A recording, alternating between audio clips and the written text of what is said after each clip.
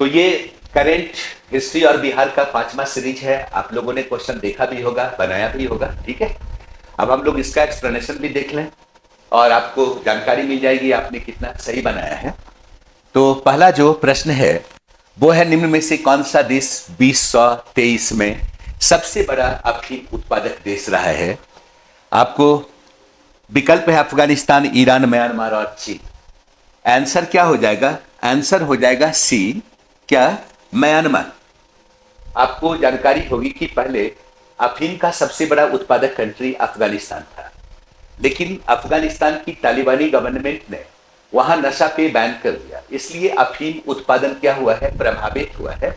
तो अभी वर्तमान में सबसे बड़ा उत्पादक कंट्री कौन? म्यांमार। दूसरा क्वेश्चन देखिएगा, ये कच्छातिबू जो चर्चा में काफी रहा था उसी से क्वेश्चन है कि कच्छातिबू द्वीप किन देशों के मध्य स्थित है? श्रीलंका, म्यांमार, भारत श्रीलंका, भारत चीन, ब्रिटेन और रूस। तो ध्यान रखिएगा कि ये जो है कच्छतिबू द्वीप भारत और श्रीलंका के बीच स्थित है, और आपको पता होगा कि इसका संबंध है कहां? पाक जल संधि से। और ये द्वीप अबाउट 285 एकड़ क्षेत्र में क्या है? विस्तृत है। और आपको पता होगा कि ये जो कच्छतिबू द्वीप है ये मानव के परमानेंट सेटलमेंट के लिए उपयुक्त नहीं है, क्योंकि यहाँ पे पेयजल का स्रोत नहीं है। और आश्चर्य करेंगे कि इस पूरे द्वीप पे एकमात्र बिल्डिंग आपको देखने को मिलेगा, भवन है, उसका नाम है सेंट एंथनी चर्च, जहां लोग विशिष्ट अवसर पे ही जमा होते हैं। ठीक है, और ये चर्चा में जो लगातार रहा उसका रीजन क्या था? मत्स्य अधिकारों के लिए। ध्यान रखिएगा, क्या? मत्स्य अधिकारों के लिए विवाद था और यही चर्चा का मुद्दा हुआ करता था। ठीक है, अगला प्रश्न देखिएगा, क्वेश्चन नंबर 3। क्वेश्चन नंबर 3, 15वीं भारत जापान विदेश मंत्री स्तरीय वार्ता का आयोजन कहां किया गया? आपके सामने विकल्प है टोक्यो, होन्शु आइलैंड, नई दिल्ली और गांधीनगर। ठीक है, आपका आंसर क्या होगा? नई दिल्ली आपका आंसर होगा। ध्यान रखिएगा, क्या?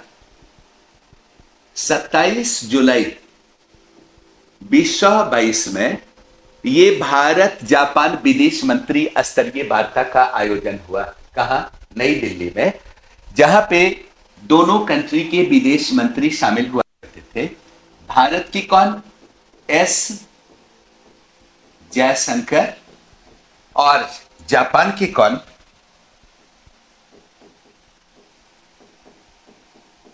Yoshimasa Hayashi. ध्यान रखिएगा, नहीं, ये व्यापारिक साझेदारी का भी मुद्दा रहा है इस मीटिंग में। अगला प्रश्न देखिएगा, नेक्स्ट जो आपका क्वेश्चन है वो है, विदेशी श्रमिकों के लिए डिजिटल घुमंतू रणनीति किस देश ने प्रारंभ किया? ठीक है, विदेशी श्रमिकों के लिए डिजिटल घुमंतू रणनीति किस देश ने प्रारंभ किया? आपके सामने विकल्प है यूएसए, ब्राजील, कनाडा और बेल्जियम। ठीक है, आपका जो आंसर होगा वो क्या होगा? आपका आंसर होगा कनाडा। ठीक है, कनाडा गवर्नमेंट ने क्या किया है? तकनीकी उद्योग में क्या? कुशल श्रमिकों की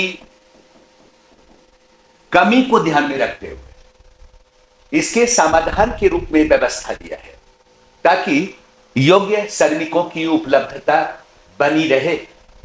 इसीलिए विदेशी श्रमिकों के लिए कनाडा सरकार ने स्पष्ट कर दिया कि वो कनाडा में 6 माह तक रह सकते हैं।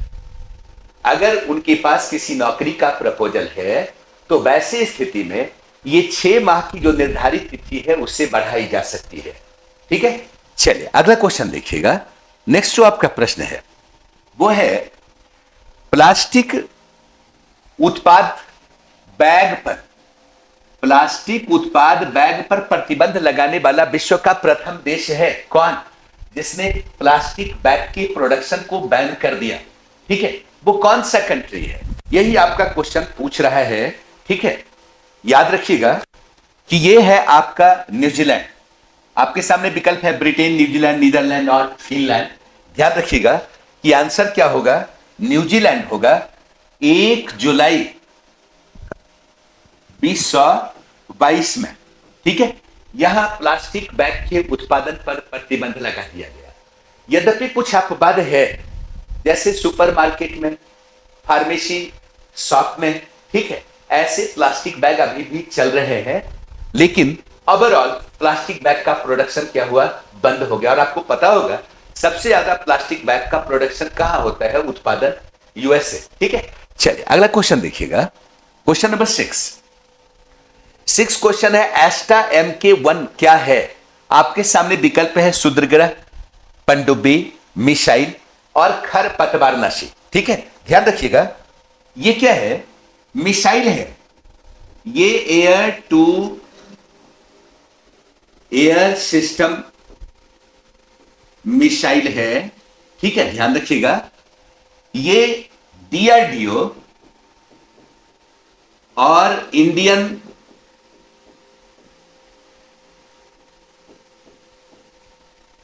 एयरफोर्स के कोलैबोरेशन से डेवलप किया गया है, ठीक है। तो ध्यान रखना है किसके द्वारा डेवलप किया गया, तो DRDO और इंडियन एयरफोर्स के कोलैबोरेशन में क्या है, तो मिसाइल है। अगला क्वेश्चन देखिएगा, नेक्स्ट जो आपका प्रश्न है वो है, संयुक्त राष्ट्र में भारत के अस्थायी प्रतिनिधि के रूप में किसे नियुक्त किया गया?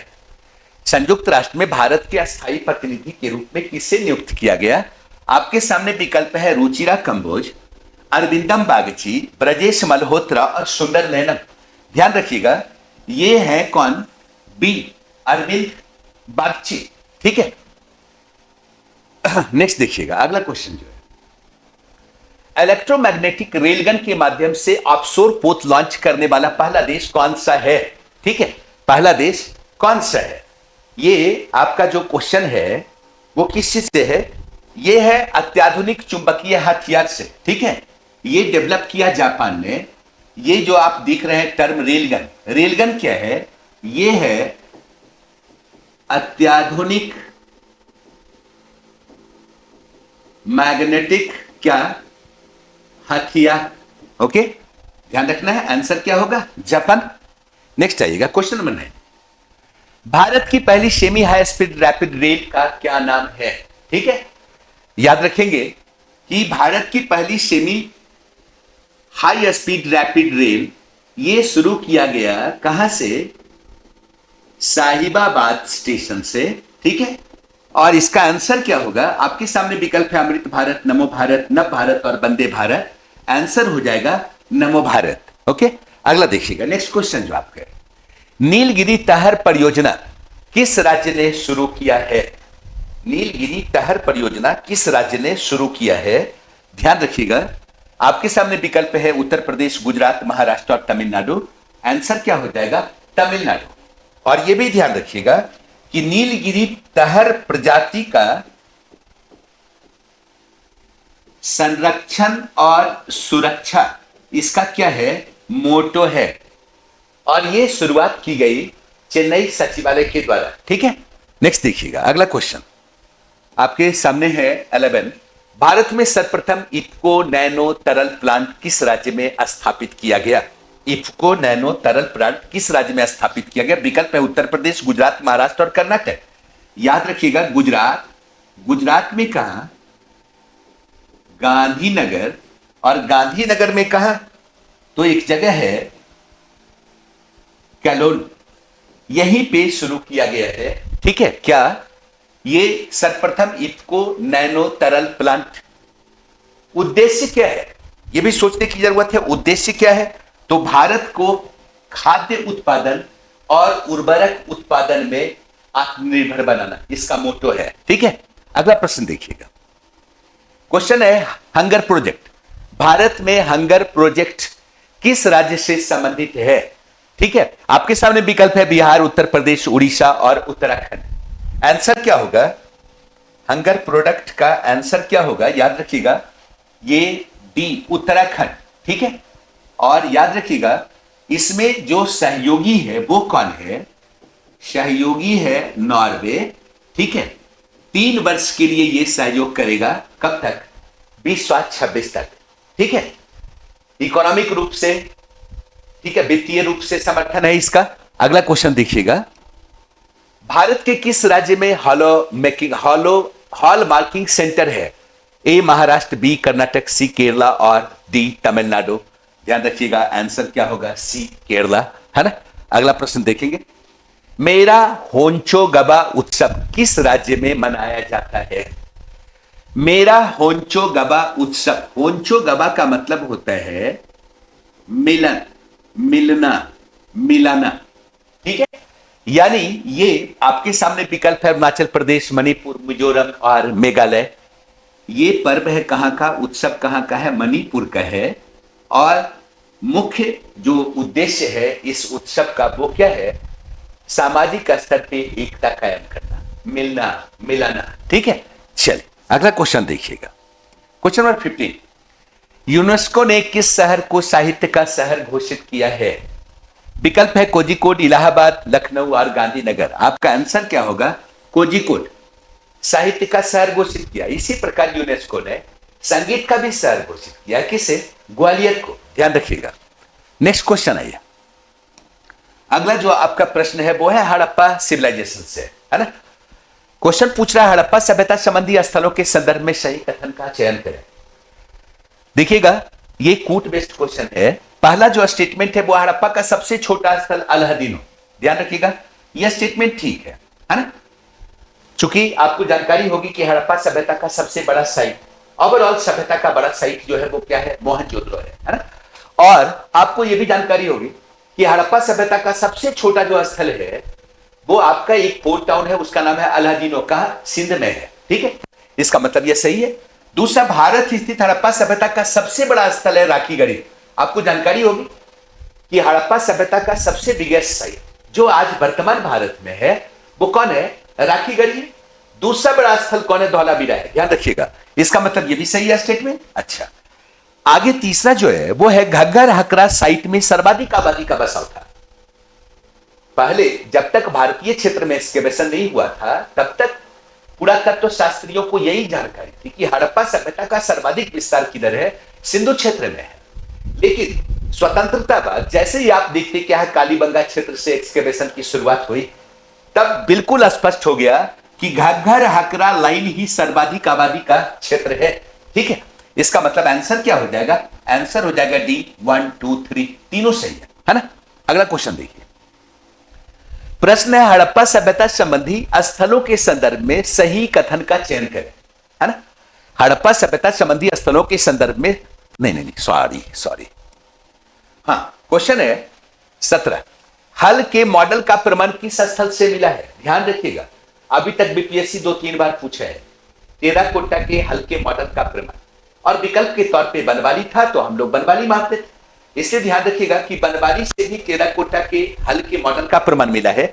लेकिन यहां विकल्प में बनवाली नहीं है, विकल्प में है चिलिस्तान, मालबन, दायमाबाद और लोथल। याद रखिएगा, पंजाब के बहावलपुर क्षेत्र में एक साइट है चिलिस्तान, यहां से भी हल की आकृति का प्रमाण मिलता है। तो यहां आंसर क्या हो जाएगा? चिलिस्तान। लेकिन ध्यान रखिएगा कि अगर बनवाली रहेगा, चिलिस्तान नहीं रहेगा तो आंसर क्या हो जाएगा? बनवाली हो जाएगा, ठीक है। नेक्स्ट प्रश्न देखिए, अगला जो आपका क्वेश्चन है वो है हड़प्पा सभ्यता के संदर्भ में निम्न युग्मों में से कौन सुमेलित नहीं है? ठीक है, एक तरफ आपको देख रहे हैं क्या, हड़प्पा सभ्यता के फीचर्स को डाला है, एक तरफ साइट को डाला है। पशुपति टाइप मुहर, याद रखिएगा हड़प्पा सभ्यता से जितना भी मुहर मिला जिसमें पशुपति का अंक है ना, आदि शिव जिसको आप कहते हैं, नाग के साथ, जानवरों के साथ, 7 देवियां वृक्ष की टहनी पकड़े हुए हैं, सप्तमात्रिका पीपल वृक्ष मुहर, ये सारा मिलता है मोहनजोदड़ो से। मतलब ये सही है, हमें गलत चुनना है। सूचना पट्ट अभिलेख का प्रमाण कहां? धौलावीरा, सही है, आपने पढ़ा होगा। दीवार पे बड़े बड़े आकार में क्या पिक्टोग्राफिक लिपि का अंकन हुआ है, सही है। ताबूत समाधान, हड़प्पा सभ्यता से मात्र एक सिंगल कॉफिन बरियल का प्रमाण मिला है, वो हड़प्पा से मिला है, इसका मतलब यह भी सही है। कांसे का सारथी युक्त रथ, ये कई बार सिविल सर्विस में पूछा गया है। कांसे का सारथी युक्त रथ का साक्ष्य ये मिला है दायमाबाद से, है ना। दायमाबाद का हड़प्पा सभ्यता की दक्षिण की सीमा, इसका मतलब ये गलत है, आंसर क्या हो जाएगा? डी। और याद रखिएगा कि सारथी युक्त रथ का साक्ष्य कहां से, तो दाइमाबाद से। ओके, नेक्स्ट क्वेश्चन देखते हैं हम लोग। अगला जो आपका प्रश्न है वो है, ऋग्वेद के किस सूक्त से प्रारंभिक नाट्य परंपरा की जानकारी मिलती है? ऋग्वेद के किस सूक्त से प्रारंभिक नाट्य परंपरा की जानकारी? आपके सामने विकल्प है विवाह सूक्त, पुरुष सूक्त, संवाद सूक्त और अर्थ सूक्त। यह भी क्वेश्चन पूछा हुआ है और आपने सुना होगा। संवाद सूक्त जनरली नाटक में होता क्या है, पात्र आपस में बातचीत ही तो करते हैं, नहीं? तो ऋग्वेद का संवाद सूक्त जिसमें शर्मा पनी संवाद है, यम यमी संवाद है, पुरुर्वा उर्वशी संवाद है, क्या है ये प्रारंभिक नाट्य परंपरा की जानकारी देता है। तो आंसर क्या हो जाएगा, संवाद सूक्त। नेक्स्ट क्वेश्चन देखिएगा, पूछ रहा है ऋग्वैदिक कालीन दास राग युद्ध पर विचार करें तथा दिए गए सूक्तों में से, दिए गए कथनों में से सही का चयन करें। ठीक है, पहला जो कथन है, प्रसिद्ध दास राग युद्ध भारत और पुरुजन के बीच हुआ, बिल्कुल सही है, भारत और पुरुजन के ही बीच हुआ था। यह युद्ध हुआ पौरुषनी नदी के तट पर, बिल्कुल सही है। पौरुषनी की पहचान किससे की गई, रावी नदी से की गई। ठीक है, इस युद्ध का कारण था पुरोहित, यह भी सही है, यह युद्ध पुरोहित के लिए ही हुआ।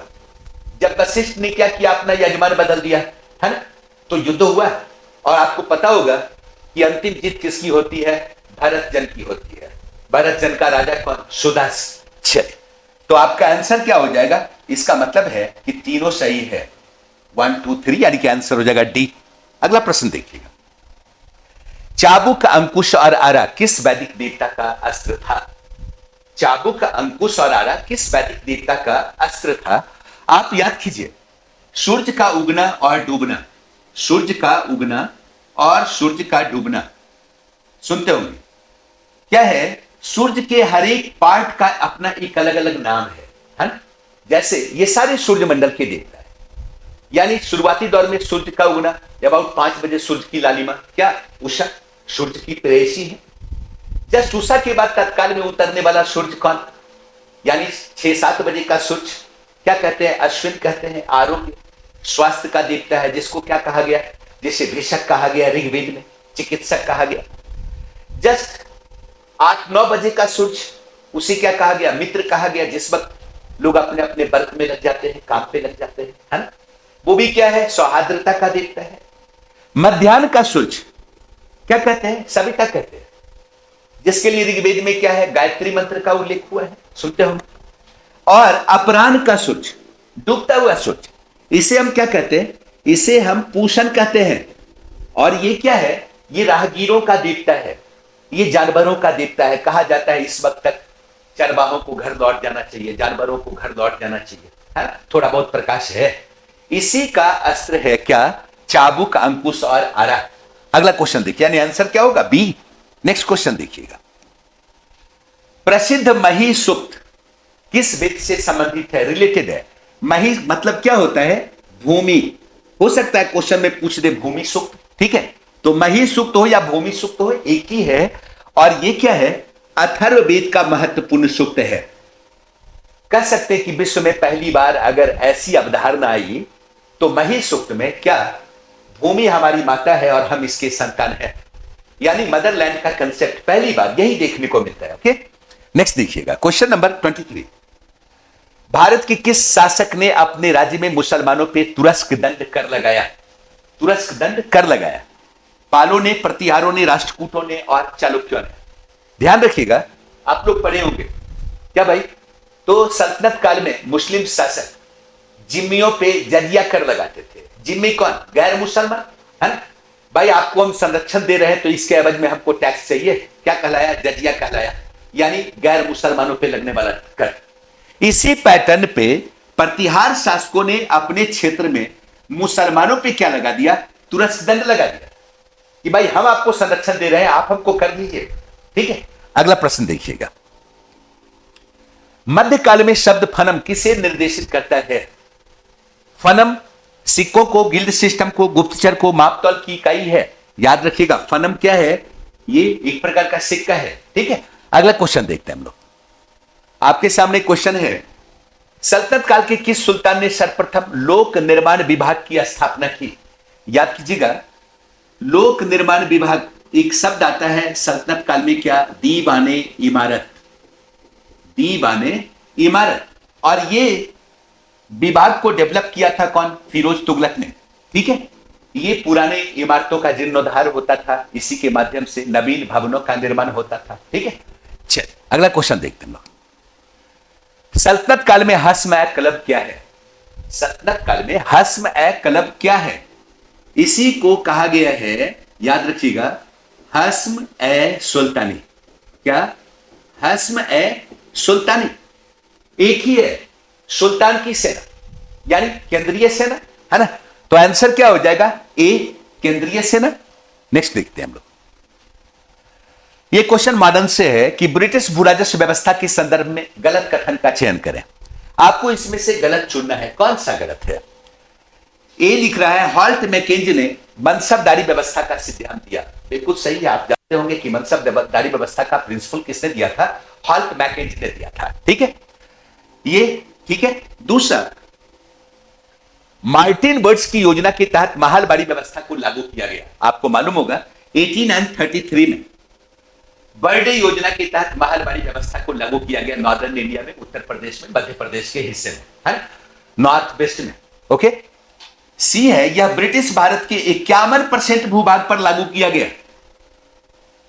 आपको पता होगा कि 19% भूभाग पर लागू किया गया था स्थायी बंदोबस्त, बंगाल, बिहार, उड़ीसा, है ना? और रैयतबाड़ी व्यवस्था जो दक्षिण भारत में लगा, मतलब दक्षिण भारत में स्थापित किया गया, वो 51% भूभाग, और महालबाड़ी व्यवस्था 30-31% भूभाग पर लागू किया गया। इसका मतलब ये गलत है ना? याद रखिएगा कि महालबाड़ी व्यवस्था ब्रिटिश भारत के 30-31% भूभाग पर लागू किया गया है। इसका मतलब ये गलत है। और आगे देख रहे हैं कि महालबाड़ी व्यवस्था में पहली बार भू राजस्व के निर्धारण में मानचित्र का प्रयोग किया गया। ये भी सही है, तो आंसर क्या होगा? सी हो जाएगा आपका। अगला देखते हैं हम लोग। नेक्स्ट जो आपका प्रश्न है, ब्रिटिश काल में सिविल सेवा परीक्षा की शुरुआत कब हुई? एकदम शब्द पे ध्यान दीजिएगा। सिविल सेवा परीक्षा की शुरुआत कब हुई पूछ रहा है, कब शुरू किया गया? याद रखिएगा 1855 सिविल सेवा की शुरुआत हुई। यह सारा डेट याद रखने लायक है, ध्यान रखिएगा। 1833 के एक्ट में पहली बार सैद्धांतिक चर्चा हुई थी। नहीं, क्राउन की देशज प्रजा, विदेशज प्रजा प्रतियोगिता परीक्षा के आधार पर आधिकारिक पद पर स्थापित हो सकती है, यानी किसी प्रकार का भेदभाव नहीं किया जाएगा, यानी सैद्धांतिक चर्चा हुई। 1853 के एक्ट में यह बिल्कुल प्रावधान आ गया, यह प्रस्ताव दिया गया, पास किया गया कि भाई अब सिविल सेवकों की नियुक्ति प्रतियोगिता परीक्षा पे की जाए, यानी प्रतियोगिता परीक्षा के संदर्भ में प्रस्ताव आ गया। 1855 में क्या हुआ? प्रतियोगिता परीक्षा की शुरुआत हो गई। 1861 में इस एक्ट में कहा गया भाई कि प्रतियोगिता परीक्षा जो होगी सिविल सर्विसेज के लिए, वो कहां होगी? भारतीयों के लिए, ब्रिटिश के लिए इंग्लैंड में होगी, लंदन में होगी। चल नेक्स्ट क्वेश्चन देखते हैं। 1902 में फ्रेजर आयोग का गठन का क्या उद्देश्य था? फ्रेजर आयोग के गठन का क्या उद्देश्य था? याद कीजिए 1902 का फ्रेजर आयोग, उस वक्त कौन है? वायसराय है कर्जन। नहीं, इसी के काल में यह आयोग गठित हुआ, जिसका उद्देश्य क्या था? प्रत्येक प्रांत में पुलिस की जांच करना, पुलिस व्यवस्था की और सुधार के लिए सिफारिश करना। तो आंसर क्या हो जाएगा? ए। नेक्स्ट क्वेश्चन देखते हैं।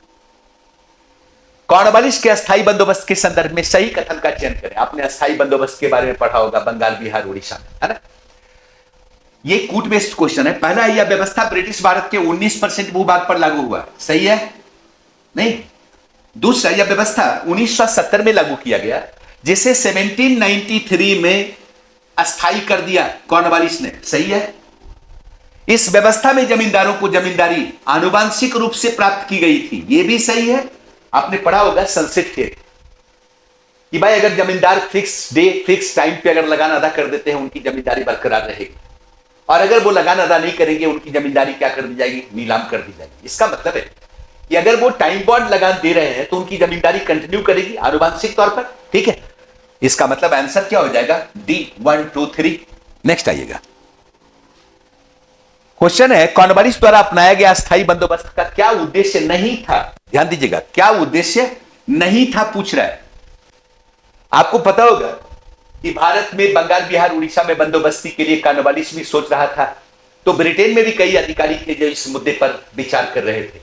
आप जॉन सोर का नाम सुने होंगे, जेम्स ग्रांट का नाम सुने होंगे, फिलिप फ्रांसिस का नाम सुने होंगे, अलेक्जेंडर डफ का नाम सुने होंगे। ये सारे लोग विचार कर रहे थे और इन सारे लोगों का जो विचार था वो परमानेंट सेटलमेंट की ओर था, यानी जमींदारों के साथ बंदोबस्ती का था। ठीक है, तो एक चीज ध्यान रखिएगा, पहला जो कह रहा है कि भाई अस्थायी बंदोबस्त को कॉर्नवालिस ने क्यों अपनाया? जमींदारों के एक सशक्त वर्ग का समर्थन हासिल करना उद्देश्य था। सही है, विशिष्ट वर्ग के साथ बंदोबस्ती करेंगे, है ना।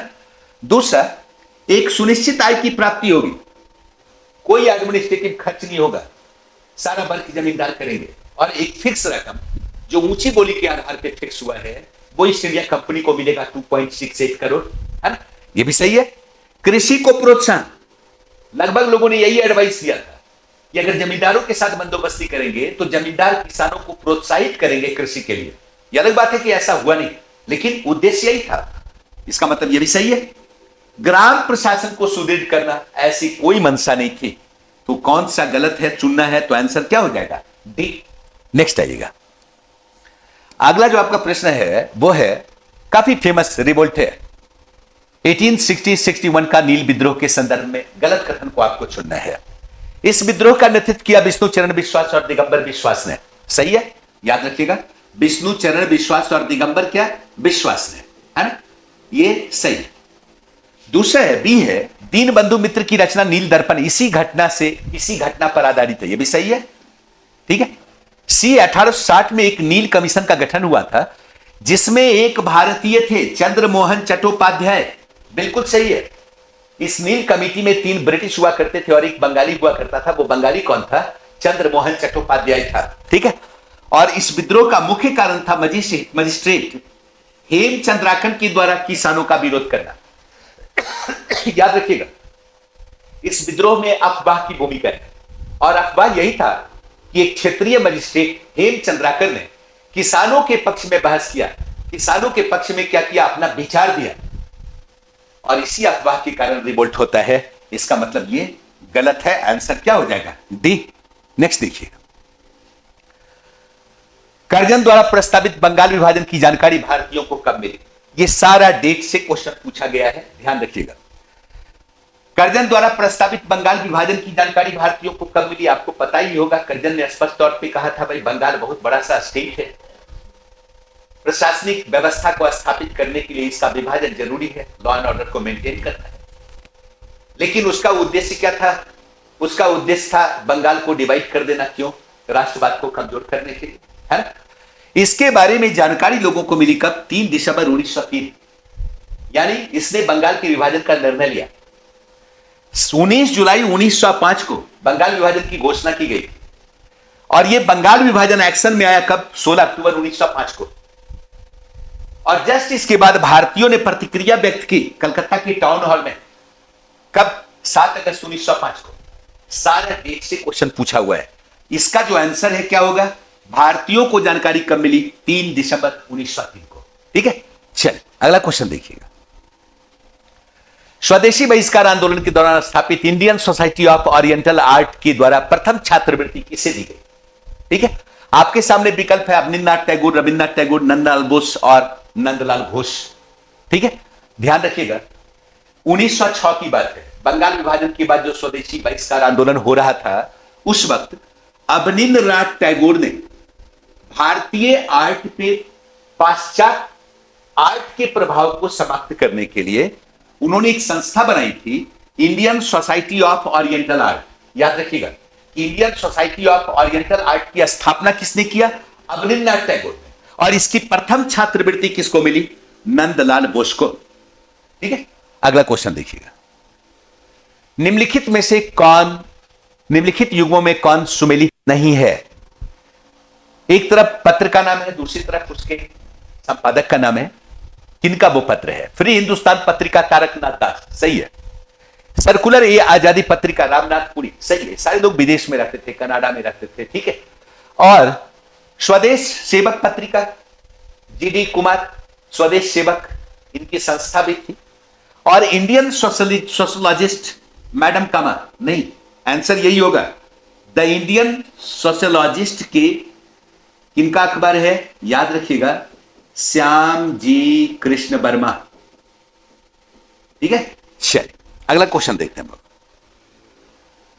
क्षेत्रीय भाषा में शिक्षा और भाषाई आधार पर राज्यों का गठन, यह किसकी मांग थी? क्वेश्चन पूछ रहा है। विकल्प है तिलक, लाजपत राय, सुभाष चंद्र बोस और जवाहरलाल नेहरू। याद कीजिए, होम रूलिंग आंदोलन के दौरान तिलक ने क्षेत्रीय भाषा में शिक्षा और भाषाई आधार पर राज्यों के गठन का डिमांड किया था। ठीक है, तो आंसर क्या हो जाएगा? ए तिलक। नेक्स्ट क्वेश्चन आते हैं हम लोग। क्वेश्चन है बिहार से। बिहार सरकार द्वारा प्रारंभ किया गया दशरथ मांझी कौशल विकास योजना का उद्देश्य क्या है? दशरथ मांझी कौशल विकास योजना का उद्देश्य है ए महादलित युवकों युवतियों को निशुल्क व्यावसायिक प्रशिक्षण देना। नहीं, यही मुख्य उद्देश्य रहा है। नेक्स्ट देखिएगा, अगला जो क्वेश्चन आपका है, बिहार सरकार द्वारा प्रारंभ की गई आओ बिहार योजना का संबंध किससे है? आओ बिहार योजना का संबंध विद्यार्थियों के लिए पढ़ाई के लिए सरकार की ओर से शिक्षा नहीं, व्यवसाय हेतु युवकों युवतियों को साधारण ब्याज पर नहीं, सरकार के जरिए औद्योगिक संस्थान उद्योग हेतु भूमि का बिक्री। आंसर यही होगा, जिनके पास स्वयं का या एक दो लोगों के संयुक्त रूप से अगर उनके पास कोई औद्योगिक भूमि है, वो बिहार सरकार के माध्यम से अपनी जमीन की बिक्री कर सकते हैं। ठीक है, चलिए अगला क्वेश्चन देखिए। दशरथ मांझी के जीवन पर आधारित film Manjhi the mountain man किस निर्देशक के द्वारा बनाई गई? क्वेश्चन निर्देशक से पूछ रहा है, और निर्देशक कौन है? सी केतन मेहता। ठीक है, आपको पता ही होगा, नवाजुद्दीन सिद्दीकी दशरथ मांझी के रोल में है। अगला क्वेश्चन देखिएगा। बिहार के साहित्यकारों से संबंधित कौन सा युग्म गलत है? बिहार के साहित्यकारों से संबंधित कौन सा युग्म क्या है? गलत है। कौन सा युग्म गलत है? ए बाबा नागार्जुन तुमने कहा था, ठीक है। राम वृक्ष में पूरी चिता के फूल, सही है। विद्यापति कृति पताका, सही है। मंडन मिश्र ऋतुवंश, नहीं ये गलत है, आंसर यही होगा। ऋतुवंश के राइटर हैं कौन? केदारनाथ मिश्र प्रभात। ठीक है, चलिए अगला क्वेश्चन देखते हैं हम लोग। बिहार के किस नेता ने जापान में वॉइस ऑफ इंडिया समाचार पत्र का प्रकाशन किया? बिहार के किस नेता ने जापान में वॉइस ऑफ इंडिया समाचार पत्र का प्रकाशन किया? ध्यान रखिएगा, राजेंद्र प्रसाद, आनंद मोहन सहाय, दोस्त मोहम्मद खान, लाल मोहन सहाय। लाल मोहन सहाय के ही पुत्र है आनंद मोहन सहाय, ये रहने वाले हैं भागलपुर के। ठीक है, ये जापान से वॉइस ऑफ इंडिया समाचार पत्र का प्रकाशन कर रहे हैं। इन्हीं की पत्नी का नाम है सती देवी, जिन्होंने महासुंदरी कॉलेज बनवाया भागलपुर में, महासुंदरी महिला कॉलेज। ठीक है, अगला देखिएगा। बिहार में किस क्रांतिकारी नेता को स्वामी ब्रह्मानंद के नाम से जाना जाता है? ये अबाउट उस वक्त की बात है जब क्रांतिकारी आंदोलन फर्स्ट फेज में था। डॉक्टर ज्ञानेंद्र मित्र एक क्रांतिकारी नेता थे जो स्वामी ब्रह्मानंद के नाम से पॉपुलर हुआ करते थे। इनका एरिया जनरली आपका मोतिहारी का एरिया है, भागलपुर का एरिया है, हाजीपुर का एरिया है, जहां ये काफी एक्टिव हुआ करते थे। और अगला जो आपका प्रश्न है वो प्रश्न है, द मदरलैंड समाचार पत्र के संपादक जिन्होंने पटना में रामकृष्ण सोसाइटी की स्थापना की कौन थे? अबाउट 1906-7 का इवेंट है ये। मदरलैंड पत्र किसका है आपको मालूम है? मौलाना मजहरुल हक का है, लेकिन यहां पे पूछ रहा है द मदरलैंड समाचार पत्र, और यही रामकृष्ण सोसाइटी पटना की स्थापना करते हैं कौन है? याद रखिएगा, बी बाबाजी ठाकुरदास। बाबाजी ठाकुरदास। नेक्स्ट क्वेश्चन देखिएगा। अगला जो आपका प्रश्न है, लाहौर षड्यंत्र केस में सरकारी गवाह बनने वाले फणींद्रनाथ घोष को क्रांतिकारी ने मारने का जिम्मा बिहार के किस क्रांतिकारी नेता को दिया? ये सारे क्रांतिकारी हैं, फणींद्रनाथ घोष, योगेंद्र शुक्ल, बैकुंठ शुक्ल, नलिनी बागची, रेवतीनाथ, सारे बिहार के क्रांतिकारी हैं क्रांतिकारी आंदोलन के दौरान के। लेकिन चूंकि ये सरकारी गवाह बनना चाह रहे थे, इसीलिए बैकुंठ शुक्ल को यह दायित्व दिया गया कि इनकी हत्या कर दी जाए, और बैकुंठ शुक्ल ने इनकी हत्या कहां किया? बेतिया के आसपास में। ठीक है, चलिए नेक्स्ट देखिएगा। अगला जो आपका प्रश्न है, partition of Bengal separation of Bihar के लेखक कौन है? Partition of Bengal and separation of Bihar के लेखक कौन है? याद रखिएगा, सत्यानंद सिन्हा एवं महेश नारायण, ये सम्मिलित रूप से लिखा गया बुक है। और अगला लास्ट क्वेश्चन जो आपका है, सरदारी आंदोलन जो 1859 से 1881 तक चला, इसका जिक्र किस पुस्तक में हुआ है? नहीं, यह भूमि रक्षा से संबंधित आंदोलन है। और शरद चंद्र की जो पुस्तक है the Munda Raj and their country, इसी में इसका जिक्र हुआ है, इस पे बेस्ड भी है। और बाकी जो आप देख रहे हैं, ये लगभग वो लोग हैं जिन लोगों ने ट्राइबल सोसाइटी पे बहुत बेहतर बुक लिखा है। महाश्वेता देवी जंगल के दावेदार काफी पॉपुलर बुक है। वंदना टेटे की बुक कभी मन जनी मन काफी पॉपुलर हुआ। और मामंग दाई की पुस्तक द हिडन लैंड, ये भी काफी पॉपुलर हुआ है। ठीक है, तो यही आपका आंसर है। Thank you.